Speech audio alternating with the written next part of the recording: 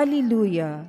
If today you hear his voice, harden not your hearts. Alleluia, alleluia.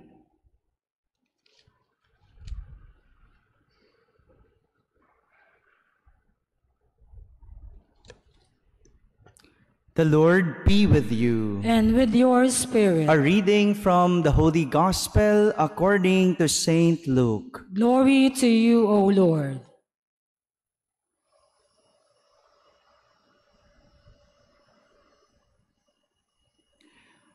While still more people gathered in the crowd, Jesus said to them, "This generation is an evil generation.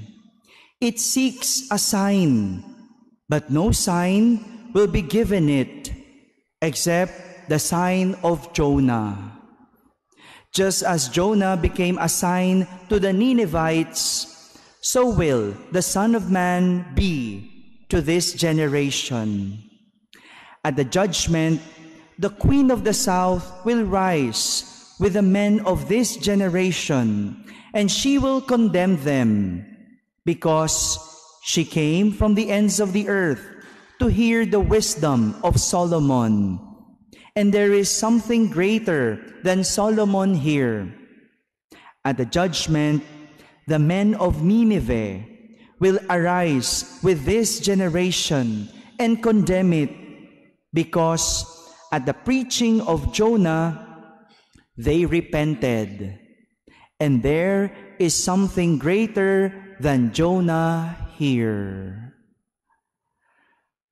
My friends, the Gospel of the Lord. Praise to you, Lord Jesus Christ. Good afternoon, my dear brothers and sisters.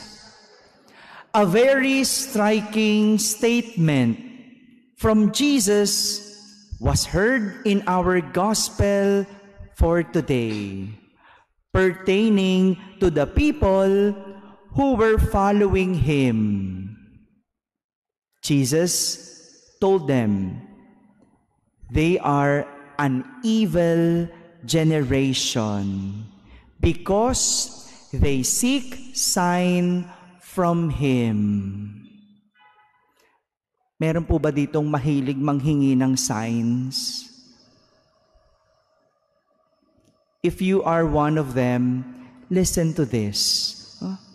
It is ironic to think that people who are following Jesus, but they seek sign from him. Diba?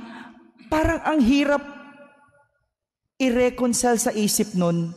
Sumusunod ka kay Jesus, pero humihingi ka ng tanda kay Jesus. Ano pala ang dahilan ng pagsunod mo kay Jesus? Kayo po makakasagot niyan, no? Yung mga mahilig humingi ng sign. Kaya nga, para kay Jesus, mabuti pa ang mga makasalanang taga Nineveh ng pangaralan ni Jonas, sumunod sila. Nagbago sila dahil naniwala sila kay Jonas. Jonah became the sign to them. Siya na yung naging tanda. And what was Jonah telling them? Na magbago sila. Yung mga makasalanan taga Nineveh, pinangaralan ni Jonas na magbago. Siya yung pinadala ng Diyos para turuan ang mga makasalanang magbago. At sila, kahit makasalanan, nagbago. Kasi pinakinggan nila si Jonas. Tinanggap nila ang sinasabi ni Jonas. Sinunod nila si Jonas. Hindi ba mas mahigit si Jesus kesa kay Jonas? Anong tanda ang kailangan pa nila kung bago pa sila humingi, nagbigay na si Jesus ng maraming bagay? Bago pa sila naghanap, nakakita na sila ng milagro at mga kababalaghan. Kaya nga hindi maisip ni Jesus, bakit pa nang hihingi ng tanda? Kung bago pa kayo nagsalita, nagpakita na ang Diyos o si Jesus ng milagro at kababalaghan. Sadya lang talaga, wala silang pananampalataya. Mga kapatid, ito po ang dahilan kaya tayo naghahanap ng tanda o ng sign. Wala tayong pananampalataya. Kulang pa ba ang naipakita ng Diyos kaya naghahanap ka ng sign?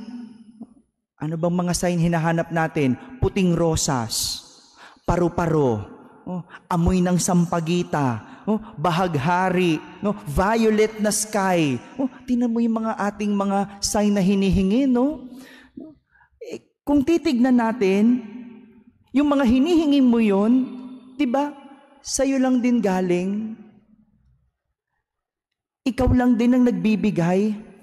Sa'yo lang din naman galing ang kondisyon na iyon. Bakit ka pa tumatawag sa Diyos? Kung sa'yo lang din naman pala, iikot ang lahat. Ikaw lang din pala ang nagbibigay ng kondisyon. Hindi pa ba sapat ang maranasan mo ang Diyos para hingan mo pa siya ng tanda? Hindi pa ba sapat na nagbigay na ang Diyos sa iyo bago ka pa humingi?